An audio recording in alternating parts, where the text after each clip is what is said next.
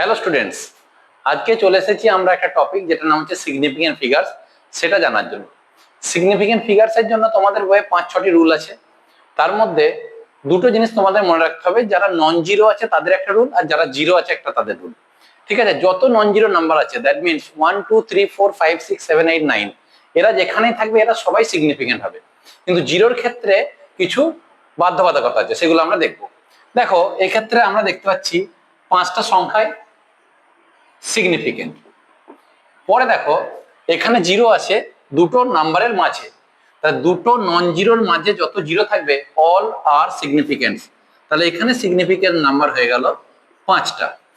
এবার জিরো যদি আগে থাকে, কোন একটা নাম্বার যেখানে স্টার্টিং হয়েছে তার আগে যদি জিরো থাকে, প্রিসিডিং জিরো, সব বাতিল হয়ে যাবে, আগের গুলো বাতিল।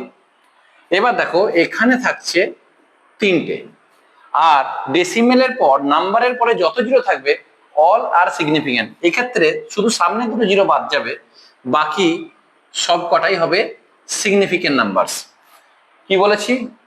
পরের জিরোগুলো বাদ, তাহলে এখানে সিগনিফিকেন্ট নাম্বার হবে 3টি। এবার মনে রাখবে, যদি ডেসিমেল থাকে, এখানে ডেসিমেল ছিল না বলে জিরোগুলো বাদ গেল, ডেসিমেলের পর জিরো বা ডেসিমেল যদি শুধু থাকে তাহলে সব কটাকেই আমাদেরকে কাউন্টিং করতে হবে। সো এখানে সিগনিফিকেন্ট নাম্বার হয়ে গেল 6। আর লাস্ট ওয়ান 10 টু দি পাওয়ার যে কোনো ভ্যালু থাকবে সেই ভ্যালুটাকে আমরা বাদ দিয়ে দেবো, তাহলে আমাদের সিগনিফিকেন্ট নাম্বার হয়ে গেল 4টে। ঠিক আছে, তোমরা তাহলে জানিও তো পায়ের সিগনিফিকেন্ট ভ্যালু কত হবে।